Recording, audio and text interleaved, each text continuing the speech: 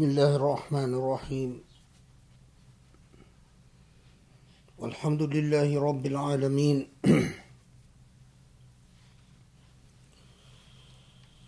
وأشهد أن لا إله إلا الله وأن محمدا عبده ورسوله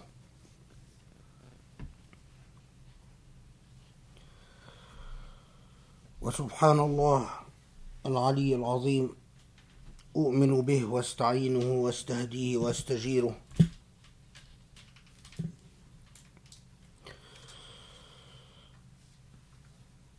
ولا إله إلا الله وحده لا شريك له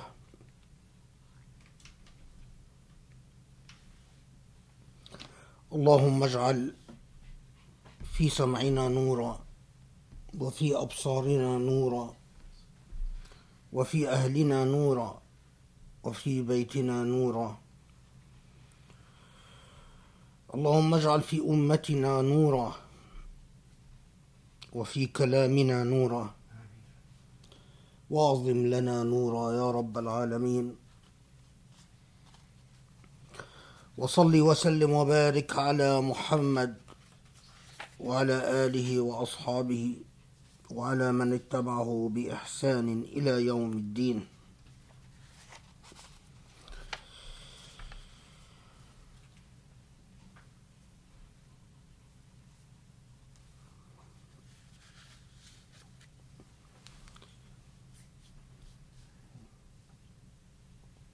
قال الله في محكم كتابه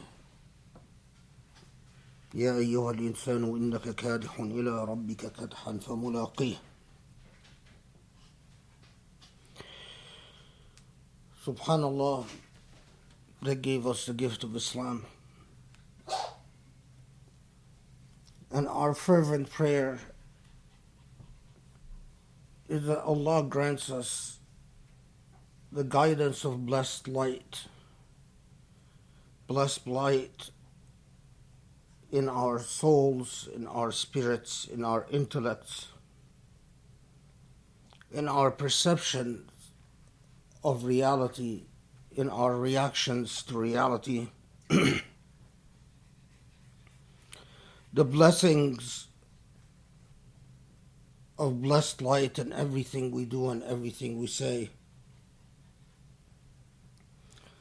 Where Allah subhanahu wa ta'ala reminds us that we struggle in the path. We struggle in the path until the very moment that we meet our Maker.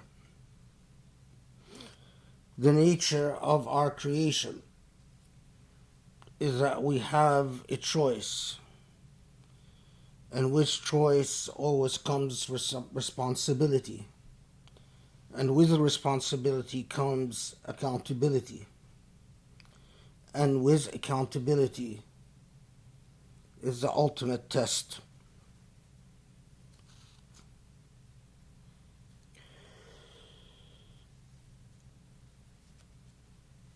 Today is the 2nd of Maharam, the beginning of a new Islamic year.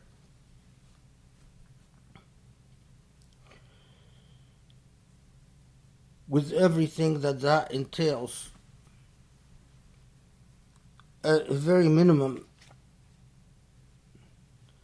that we always think about, as the Quran consistently reminds us, that we always think about the legacy we've left behind in the years that passed and in the years that was just completed, and that we also think about the trajectory of our future and where we are going from the moment onwards.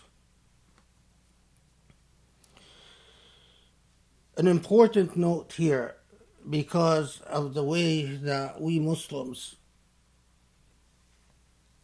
have forgotten so much of what was basic and elementary in the Islamic tradition. it is of great significance that the Islamic year begins with the month of Maharam, a month in which you start the year with a strict prohibition against everything that is conducive to rancor, struggles, fights, violence, and also a month, which is something that is quite often forgotten, in which sinning, committing major sins, is a more serious offense than the same act would be in a different month. So the months of Muharram, and I know that again, Muslims in the modern age often do not raise their children with this, so it has become alien to them, or at least many of them are surprised by it. But for centuries and centuries, it was basic, and it was something that every Muslim knew as elementary in their faith, until Muslims lost their sovereignty and their autonomy over time, the way that they would dispense with time in their own affairs.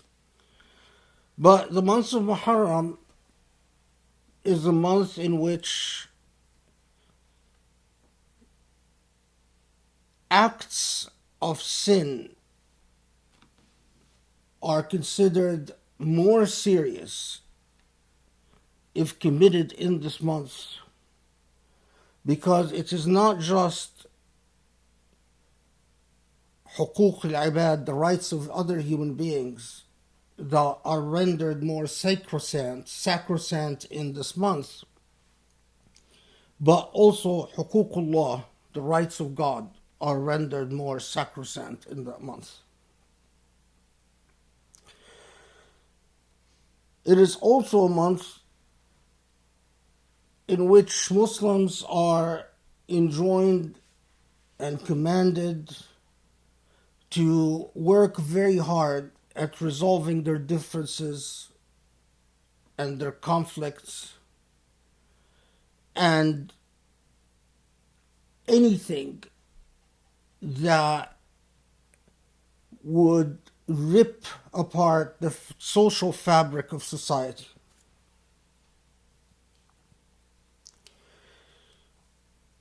Similarly, in the months of Muharram, any acts of charity and kindness and goodness are rewarded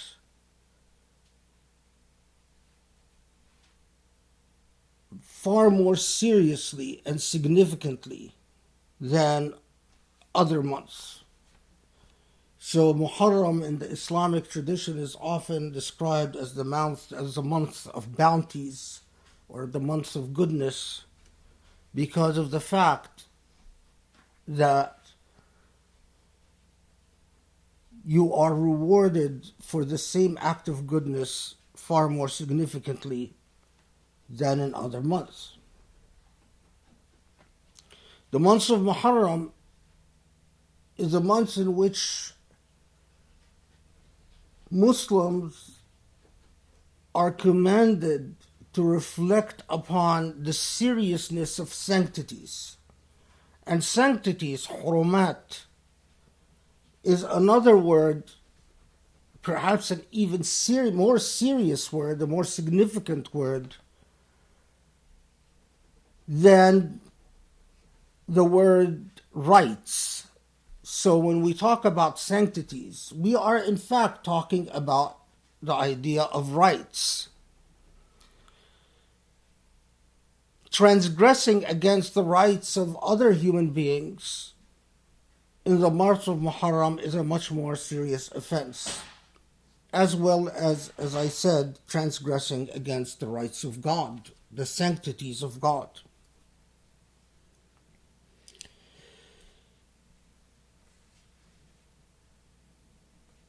Month of Muharram is a month in which Muslims are supposed to work fervently at strengthening the ties and the bonds that hold the Ummah together.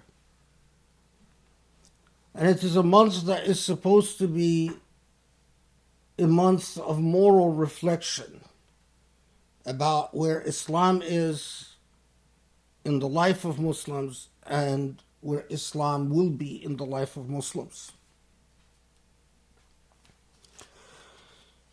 Sadly, however, so much of that is forgotten to the point that the month of Muharram will come and go, and many millions of Muslims around the world will not even know that the month has come and gone. There are so many Muslims that are not aware of the Islamic calendar or the significance of the Islamic calendar, and not aware of the moral significance of Islamic time and the way that Islamic time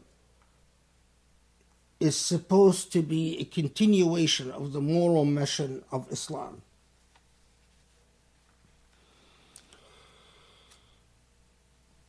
It is not a coincidence. It is not a coincidence, in my opinion, that the disaster of the killing of the Prophet ﷺ's grandson, Imam al-Hussein radiallahu anhu, occurred in this month. If you read the development of a part of Sharia law that, again, among the forgotten parts of the Islamic tradition in the modern age, known as Ahkam al-Bugha, or the laws that regulate what to do about dissent and rebellion within the Islamic state.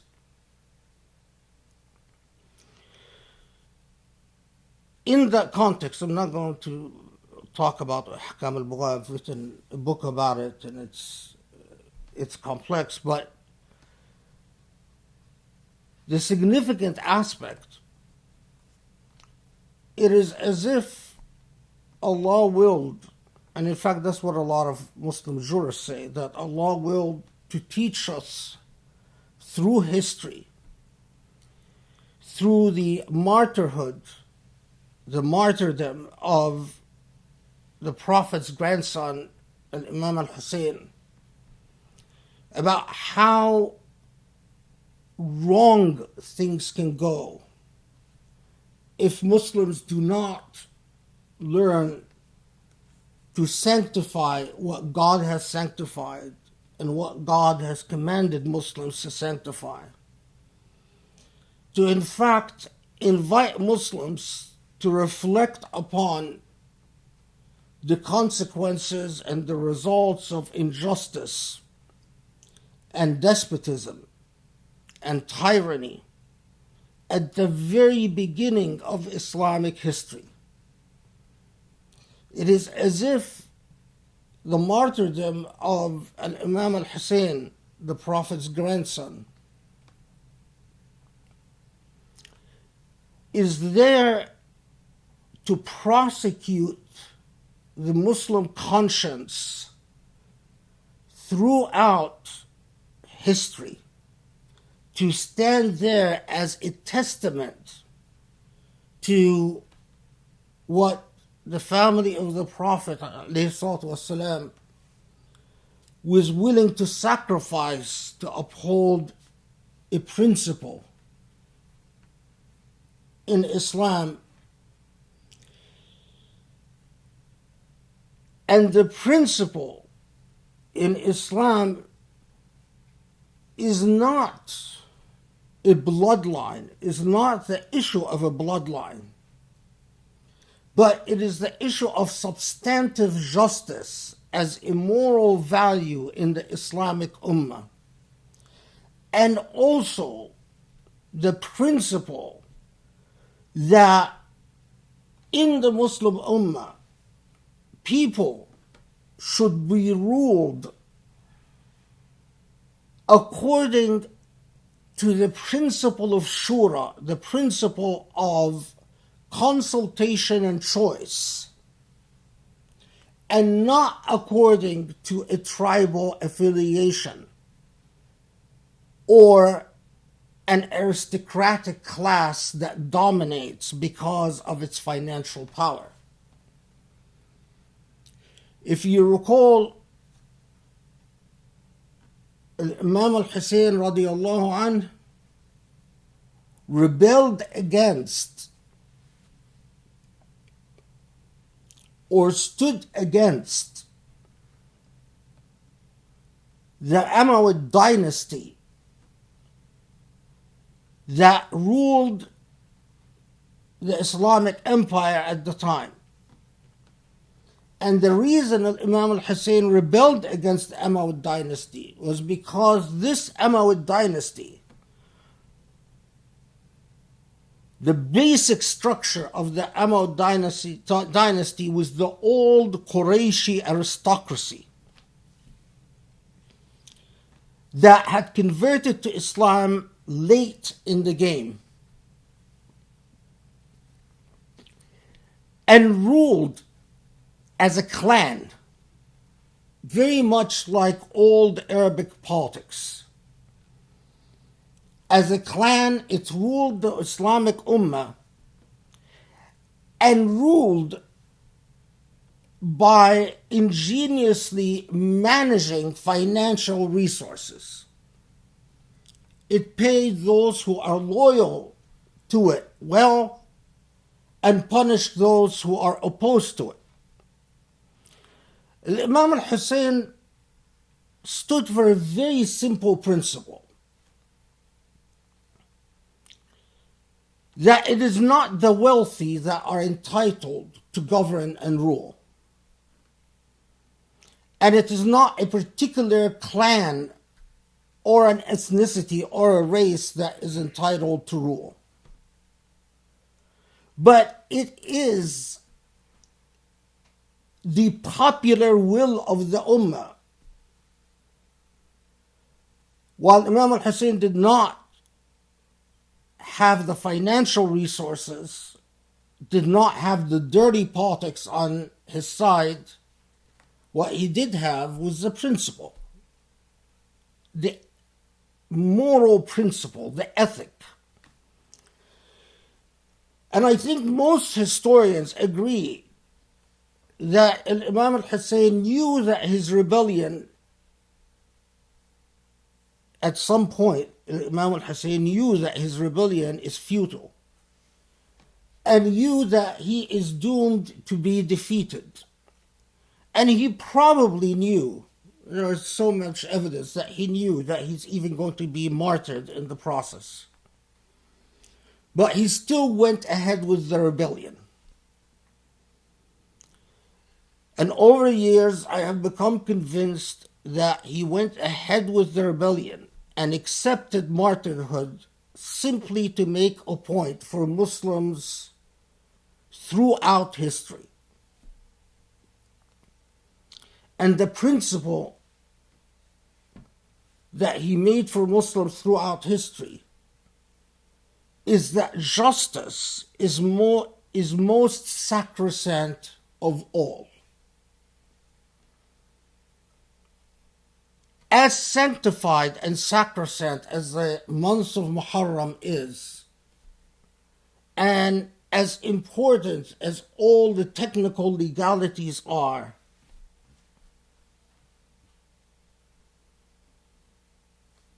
substantive justice is that what brings life to an ummah, and the absence of substantive justice is what brings death to an ummah.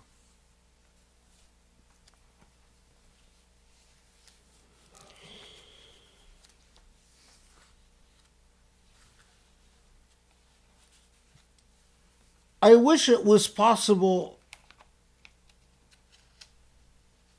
to simply reflect upon history and theology and ignore the realities of our modern moment, because our modern moment is often not so pleasant. But that would itself be the type of sin that Imam al-Hussein radiallahu anh martyred himself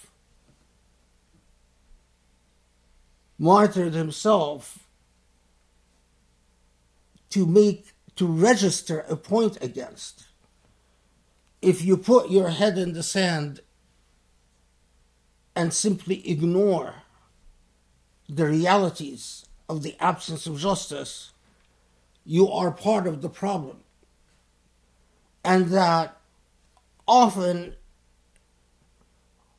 it is you stand for principle and let Allah worry about the results and consequences, regardless of the sort of pragmatic utilitarian balancing of pros and cons, which are so often cited,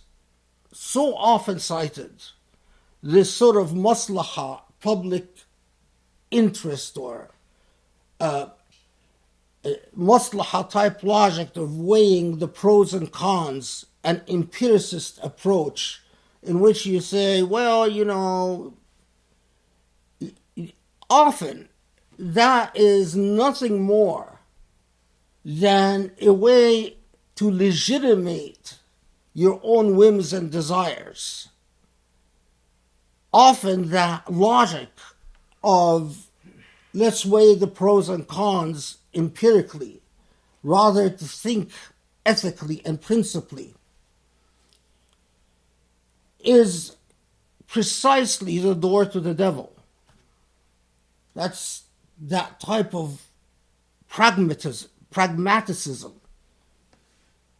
opens up the trapdoor that allows for the deconstruction and dissolution of all morality and all ethics in life.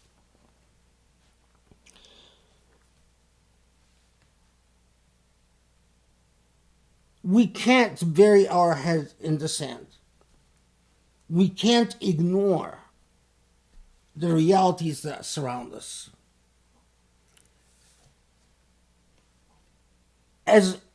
Regardless of how wonderfully comfortable it would be to escape to history, or to escape to theology, or to escape to the technicalities of law,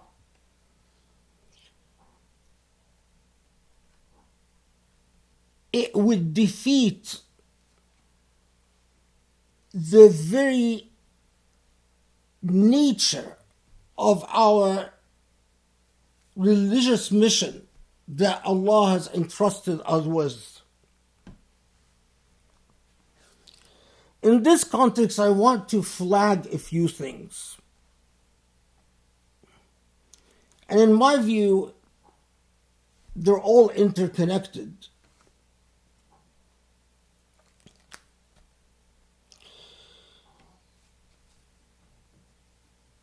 I noticed,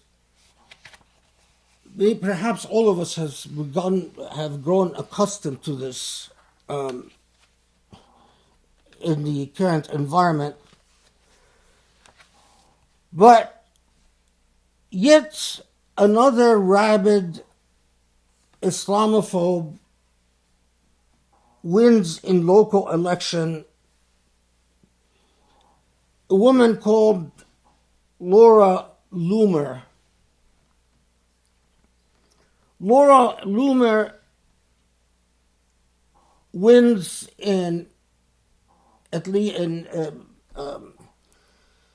I believe that it's basically the Republican primary in Florida. So she's not elected to office yet, but she won a nomination within the Republican primary in Florida. Laura Loomer has a record of rabid Islamophobia. And in fact, so rabid that she's been banned from Twitter, these social media venues, for saying obscene things about Muslims and for threatening Muslims. She was even punished by what's the name of this? There's Lyft, and the other one is called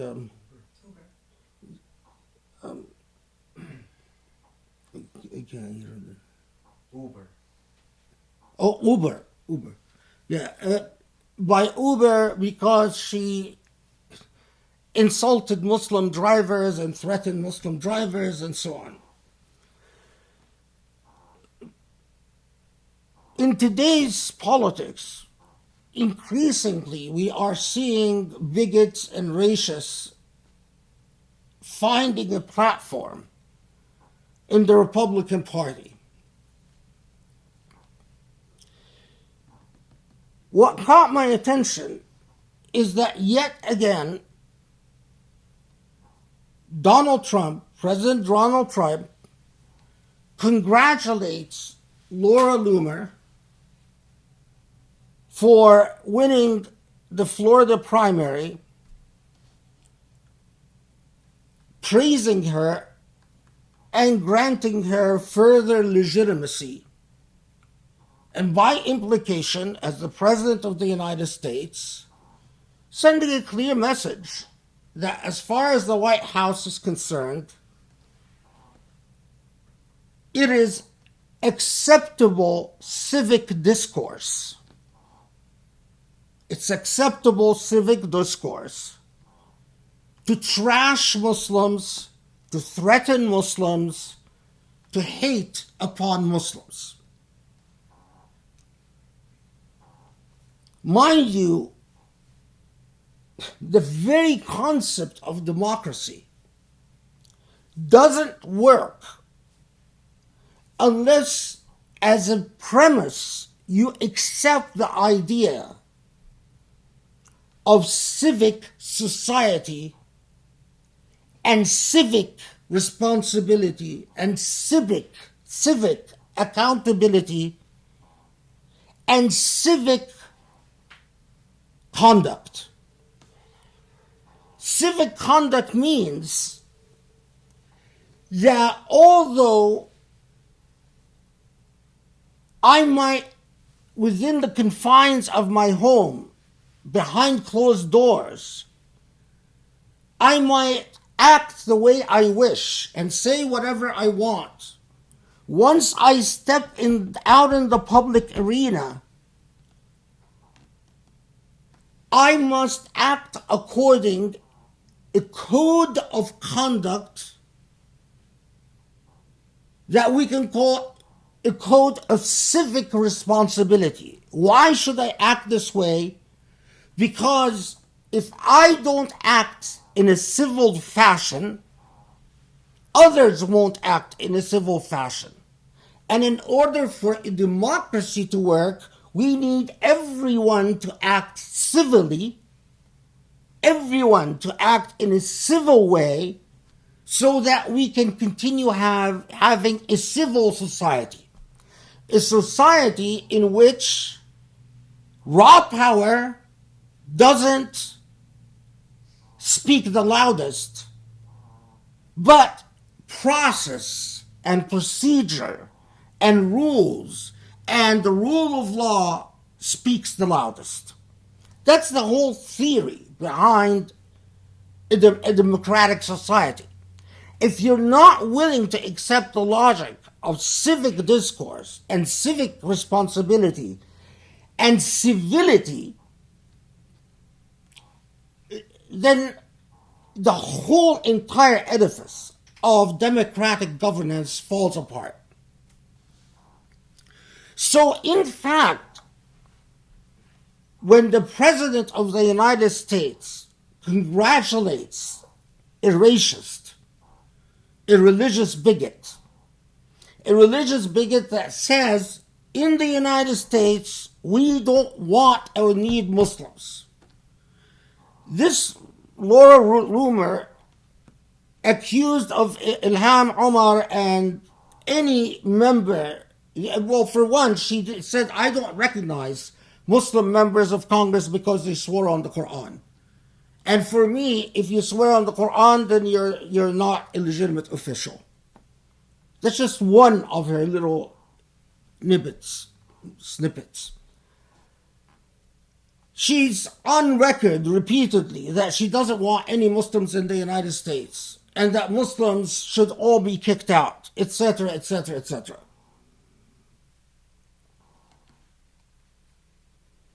But guess what? We all know that Trump, since coming to power, has been doing this. He's been congratulating racists and bigots. In fact, embracing and celebrating Islamophobes and making it clear that as far as he's concerned, Muslims have a right to live as long as it is not in the United States and as long as they're not a part of Western civilization and as long as they are subservient and inferior to superior people to them like Europeans and Israelis. So Trump has been very clear from the very beginning.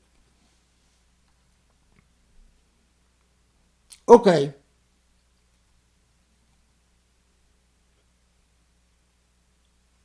So what's the issue then?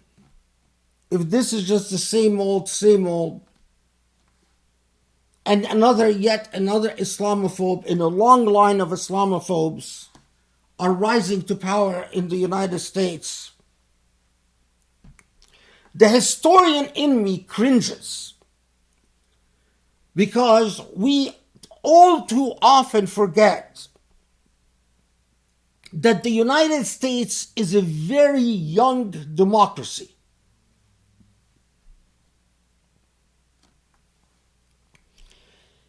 And a very flawed democracy at that. The United States has not been able to break the cycle of a two-party system which entrenches the corruptions of power and which facilitates the rise and entrenchment of a political elite that becomes very much like the Meccan aristocracy of the Umayyad Empire. People who rule by virtue of their privilege, not by virtue of their ideas. If you take a very young democracy and a very flawed democracy, and you track the rise of people within this democracy who are far more committed to their bigotry and to their racism and to their classism than to the ideal of democracy, what does that tell you? It spills trouble. It translates into a serious threat to the survival of this democracy and to every relatively disempowered or not as empowered class within this democracy. I am scared that with the rise of people like Loomer and the Tea Party earlier, and of course Donald Trump himself, and people, the guy who was just arrested, Steve Bannon, that the United States that I got to know in my lifetime will be a very different United States in the life of my child.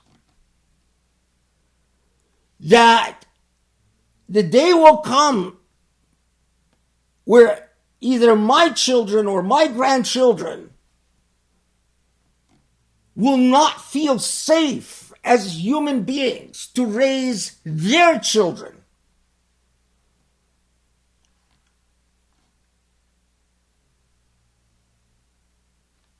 So it is a serious matter, even if it's not a novel matter. But this is not yet, for me, the crux of the issue.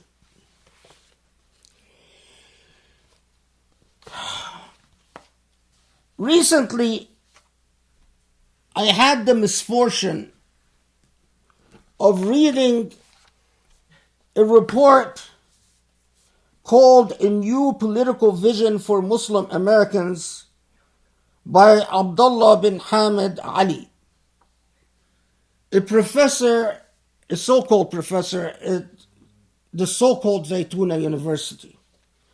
Because if you read something like this, then you wonder, what is Zaytuna University and what does a professor mean?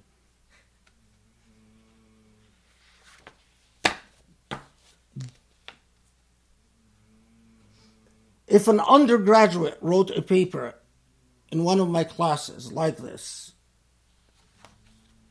for an undergraduate, I would give them a C, maybe a C minus.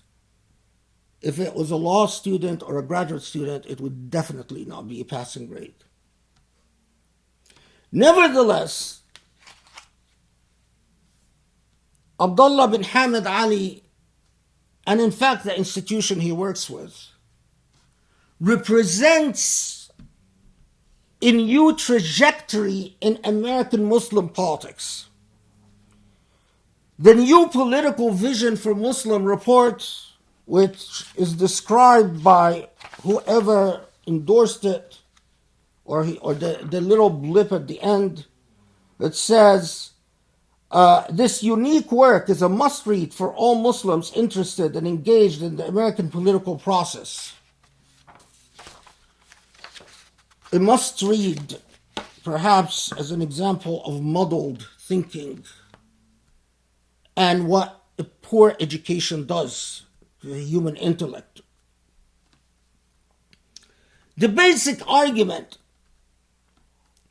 is that Muslims should be practical and pragmatic and not be opposed to Trump simply because Trump trashes Islam or bans Muslims. And that, look, isn't it better to have someone who's honest in saying that I hate Muslims rather than have a president who engages in the language of educated people, engages in the dynamics of civic discourse by perhaps believing one thing and acting publicly in a different way. Now, of course, the idea of civic discourse doesn't occur in this report. I doubt that the writer is even aware of it. But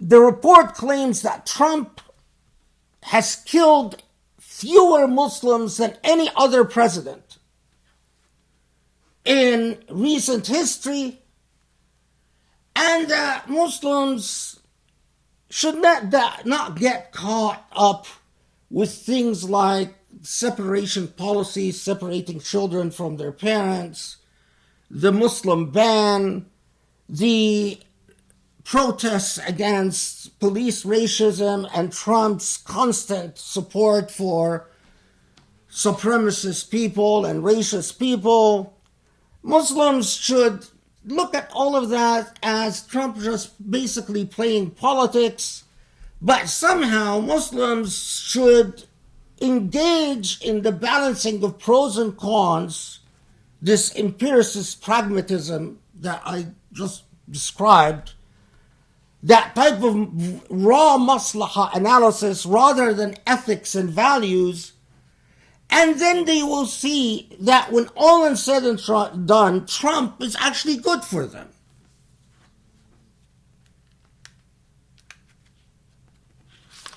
Remarkably, this report manages to squeeze in Quranic verses and a few hadiths here and there. It starts out with a quote by Umar ibn al-Khattab in a remarkable example of opportunistic theology, of how you can twist God's revelation in order to say support someone who hates God, the God of Muslims, mind you.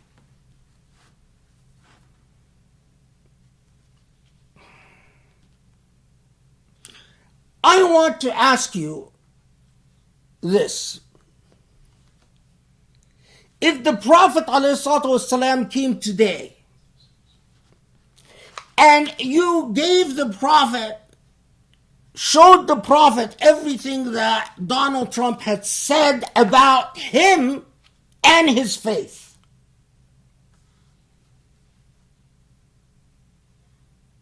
and showed the Prophet ﷺ that this man has supported people like this Linda woman and Bannon before him and a whole line of Islamophobes, will the Prophet ﷺ tell you, anyone who's bothered to read the Quran or study the Seerah will tell you, well, it's okay. You shouldn't get all hung up about these. It's just politics. It's okay to trash Islam. It's okay to trash me. Because of an unsubstantiated empirical claim that Trump killed fewer Muslims than other presidents. So that now is the yardstick.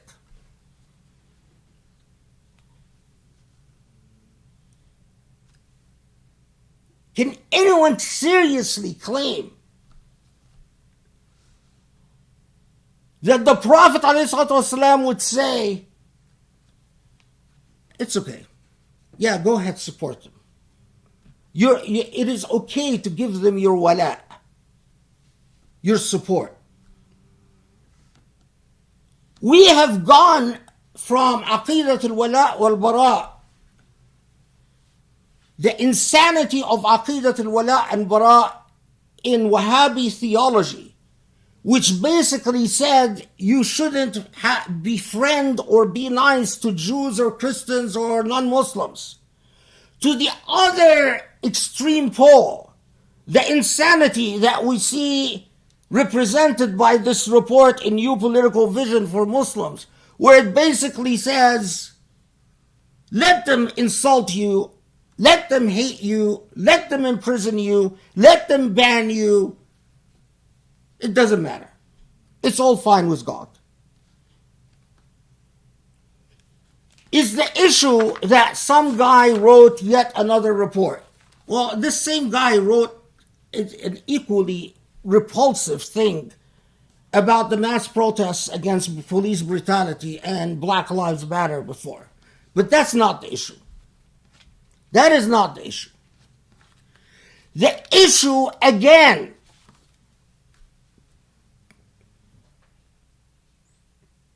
is the place of ethics and morality in Islam. The issue is that this is not an individual, this is a movement. The movement is represented in an institution. The institution is represented by a label. The label is the Zaytuna Institute.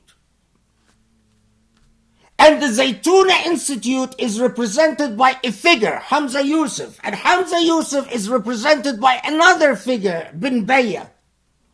And Bin Bayya represents an ideal. And the ideal is supposed to be Sufism, but it is not Sufism. It is opportunism. Hasha lillah that this be Sufism. This is raw opportunism. Why do we have a Muslim supporting Donald Trump and the Muslim ban and the racist discourse of Donald Trump and the racist policies of Donald Trump? Very simple. And I am perhaps the only Muslim around that will tell you right in your face what it is. Emirati money. Nothing else. Emirati money. If you're a Muslim and you're willing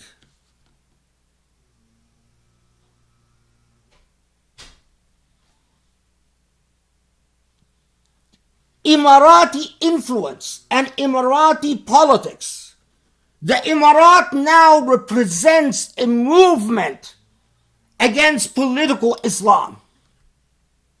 What they define as political Islam is really the Islam of care, the Islam of any impact, the Islam of any political organization, the Islam of any system of thought that thinks about issues like justice or race or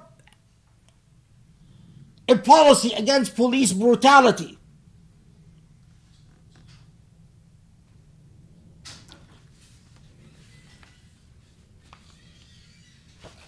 Now I remember, the same fellow is the guy who wrote something, a long tract trashing critical race studies, while it was clear that he's never read anything substantial in critical race studies. It's remarkable. Someone who's supposed to be an academic trashing a whole system of thought that he hasn't even studied. Regardless of whether you agree with critical race studies or not, that's not the point. Now, why is this significant?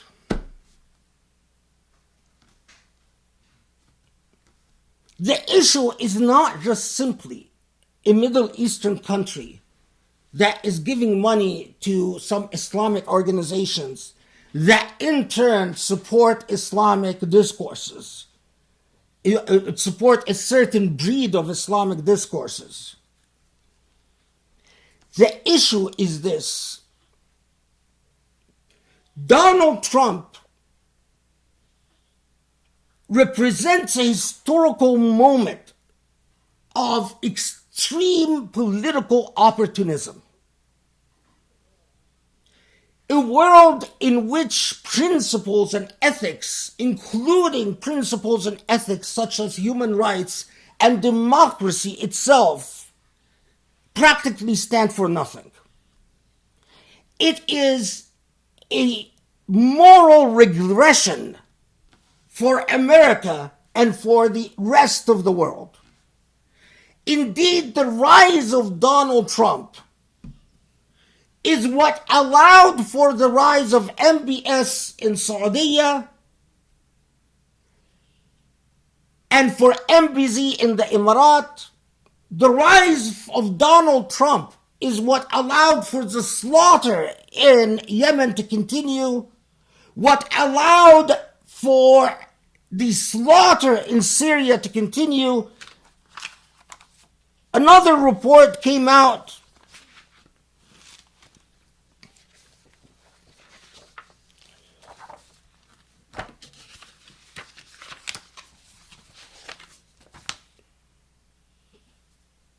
where now it's become clear that in 2015, Saudi Arabia and the Emirat played a pivotal role in inviting Russian intervention in Syria and ensuring the complete defeat of the Syrian revolution, because in the mind of the Emiratis and Saudis, the Syrian revolution threatened to bring political Islam to power.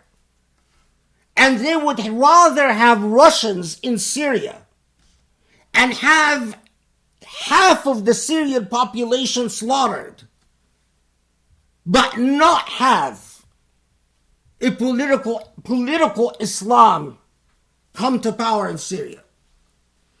The election of Donald Trump is what allowed for this brute logic of violence.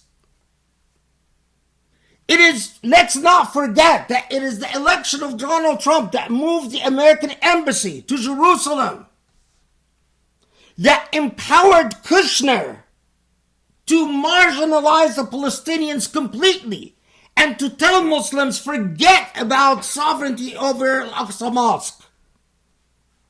It is what allowed for the rise of the NEOM project in Saudi. It is what has allowed Sisi of Egypt to jail and torture thousands upon thousands of Egyptians.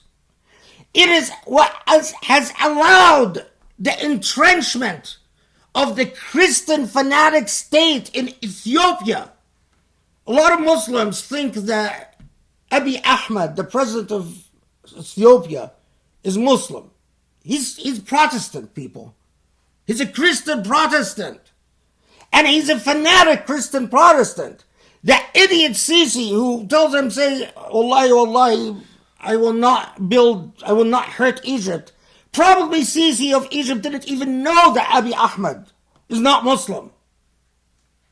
Abiy Ahmed is a Protestant Christian who has a nationalistic project in Ethiopia that includes the persecution and destruction of mosques and persecutions of Ethiopian Muslims. That is why, under the auspices of Abiy Ahmed, Christian nationalism in Ethiopia has been on the rise. And because of how weak and spineless and toothless Muslims are, someone like Abiy Ahmed, who has murdered thousands of Muslims in Ethiopia, gets the Nobel Prize for Peace.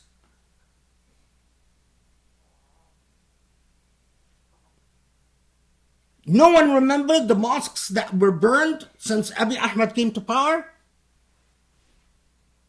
No one remembers that just a couple of weeks ago, an imam and his family were slaughtered, and the Ethiopian government just completely...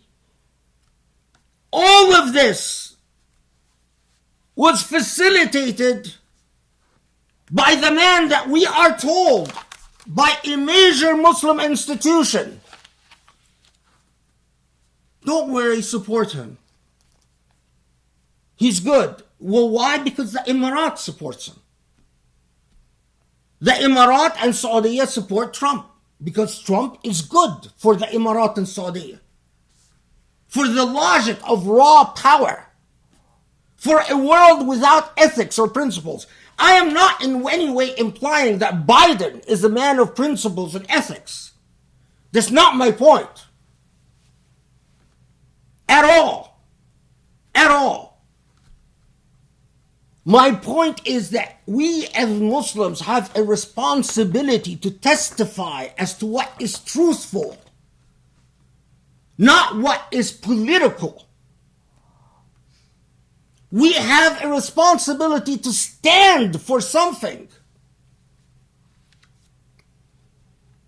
We as representatives of Islam cannot stand for the proposition of opportunistic politics and manipulations and raw calculations of costs and benefits. At a minimum, at a minimum, at a minimum, we must stand at a minimum for the idea that it is not okay to trash Muslims. It is not okay to trash our Prophet. It is not okay to trash our Quran. It is not okay to treat Islam and Muslims as if they are a footnote to the world. At a minimum.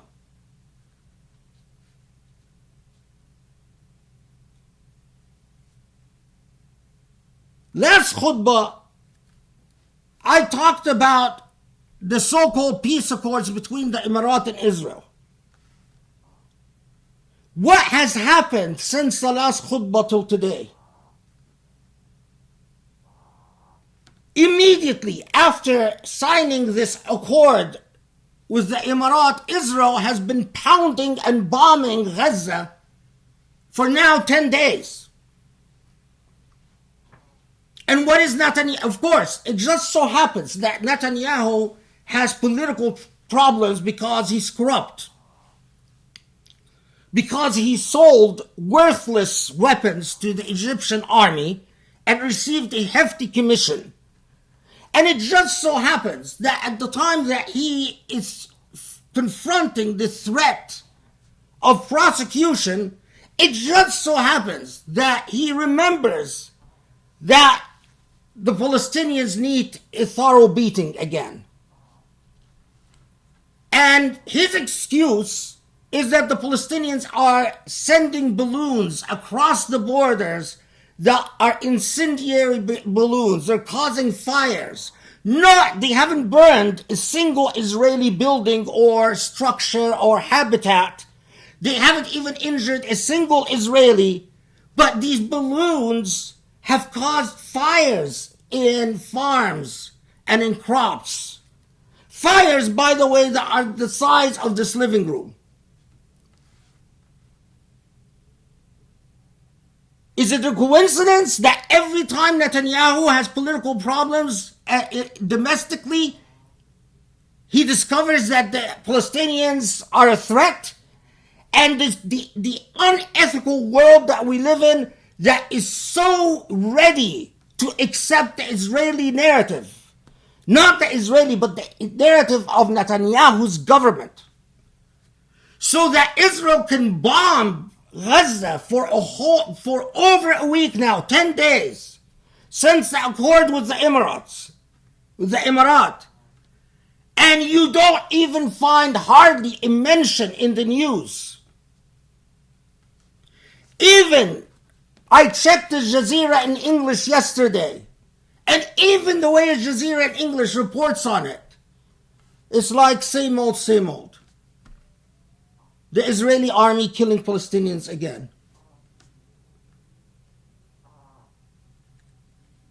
Do we really need to remember that this is the Trump administration in the White House doesn't even bother with going through the motions that the American government used to go through of trying to impose a ceasefire so that the bloodletting will stop? And we meet in New Year, Muslim year, Maharam. Palestinians are slaughtered. Kashmiris are persecuted. Muslims all over India are suffering with the rise of Hindu nationalism. Muslims in Ethiopia are suffering with the rise of Christian nationalism. Muslim countries are ruled by despots that were literally out of our Freddy Krueger nightmares. The slaughter of Muslims continues from the Rohingyas to China to Yemen to Libya to Syria. We discovered that the guardians of the two holy sites invited the Russians, come slaughter Muslims, no problem. And they've done the same thing in Libya, or at least attempting to do same things in Libya.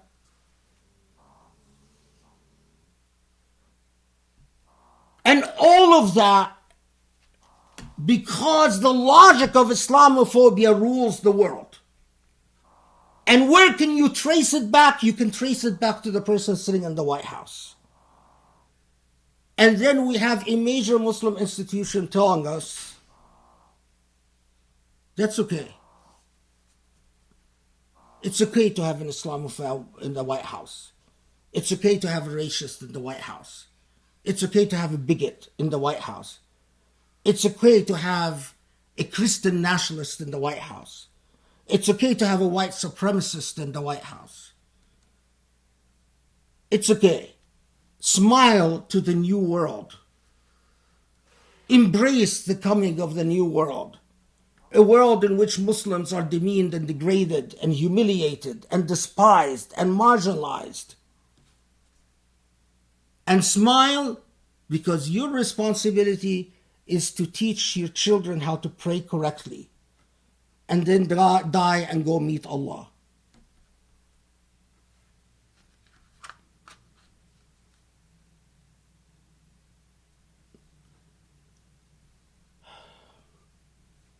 I've said it before and I say it again.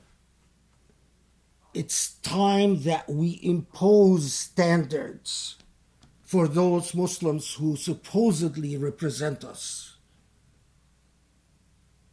It is time that we vote by refusing to send our children to institutions that uphold immorality, that at a minimum don't stand against racism and religious bigotry, and especially when this religious bigotry is directed at Islam. أقول قولي هذا وأستغفر الله لي ولكم.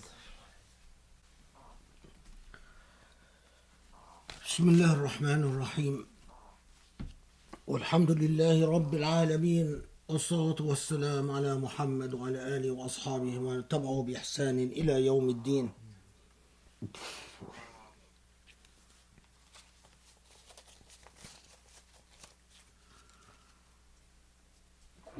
Some of you might wonder,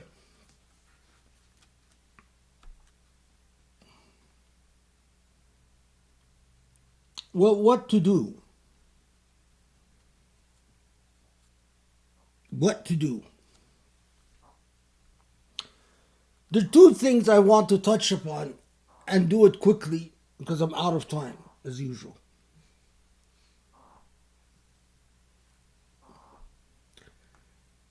One,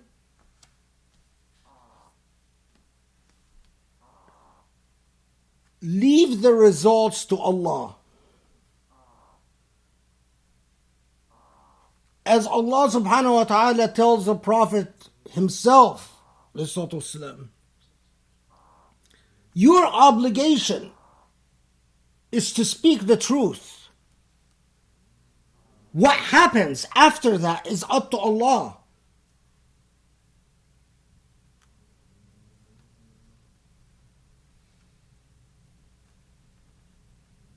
Your obligation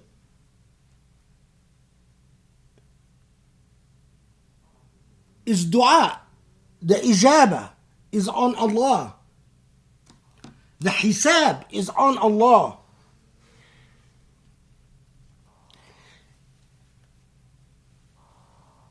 I'm not going to tell you what ethics requires you to do, other than to tell you act ethically, even in the realm of politics. Just because it's politics, it doesn't absolve you of your moral responsibility. At a minimum, I know that supporting a racist and a religious bigot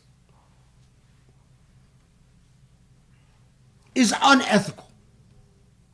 Beyond that, Whether you should support someone else or not, I don't know, and I don't care.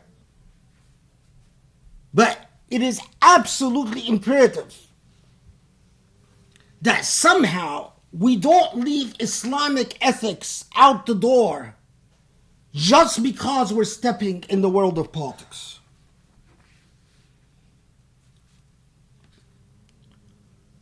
Second, and I'm going to leave this to another khutbah that perhaps I'll focus on this. We see a re-emergence of the asinine backwards idea that democracy is haram, and so it is incumbent upon Muslims not to vote in a democracy because democracy is haram. The same old Wahhabi trope, now in its new packaging. Again, it comes from Saudi and the Emirat, which hate nothing more than they hate democracy.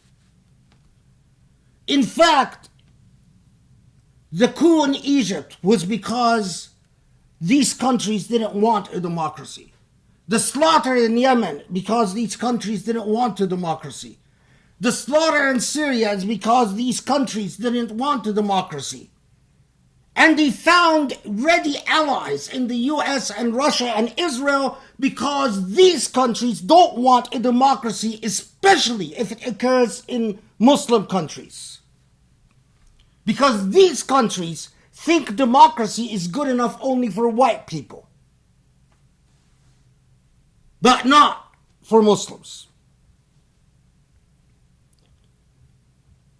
The idea that voting is haram is so backwards that I'll tell you, if this is truly what you believe, then you have an obligation to immediately pick up and leave the entire West, because the same theology that you ascribe to says that living in the lands of kufr is haram. And you should not live in the lands of kufr and promptly do to a hijrah to wherever you want to go live, in Mars, on the moon, wherever it is.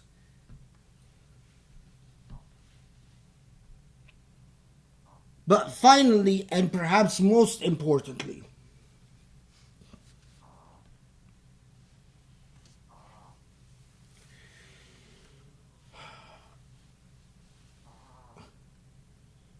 if you complain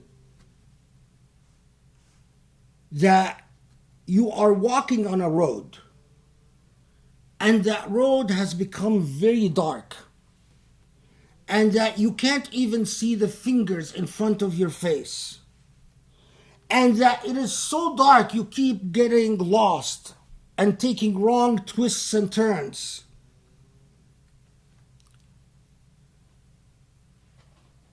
and I remind you that in your back pocket you are carrying a flashlight, the most logical thing in the world is get out your flashlight, turn it on, and re-attempt to walk in that dark alley again. Well, Allah has given us that flashlight. And that flashlight in the back of our pocket, in that dark road, is the Quran. But we have become so backwards that we have forgotten, or we often forget that we are carrying a flashlight. But even when we remember the flashlight, we don't know how to turn it on. Because let's face it, the vast majority of us can read the Quran and can understand very little. The vast majority of those who teach the Quran in the West are woefully unqualified.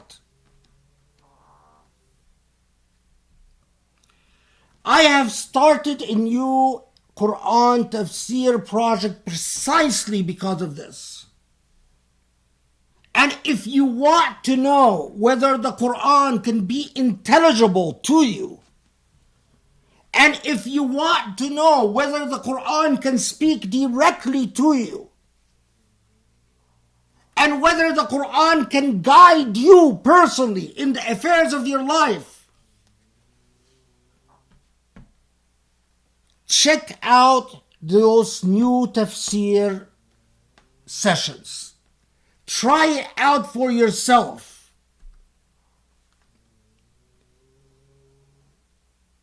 This is not a line-by-line tafsir. We don't just pluck out ayat out of context. And for every ayah, there is a counter ayah. This is a journey in the ethics of the Quran. The flashlight in the darkness. The gift of light in the midst of this dark confusion that we dwell in.